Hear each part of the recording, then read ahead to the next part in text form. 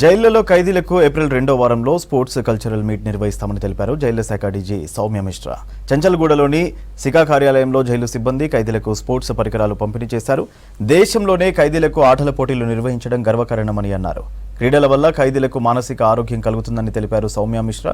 ఈ కార్యక్రమంలో జైళ్ల శాఖ ఐజీలు రాజేష్, మురళీబాబు, డీఐజీలు శ్రీనివాస్, సంపత్, జైలు సూపరింటెండెంట్లు నవాబ్, శివకుమార్, రామచంద్రన్తో పాటు పోలీసులు పాల్గొన్నారు. Present department taraf nunchi sports articles and sports equipment inmates kosam and prison staff kosam distribution jarigindi.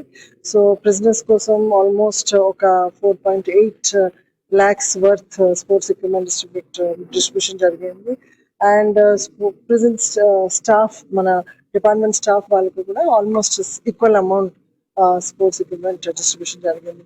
Actually April 2nd week lo memo we are planning for prisoners sports and duty meet.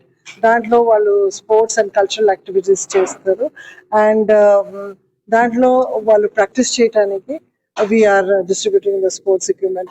Actually for the inmates it is very essential sports చేయడం, physical fitness కోసం, వాళ్ళ mind discipline చేయడానికి, mind fresh పెట్టడానికి and ultimately for the reformation and for their integration into society.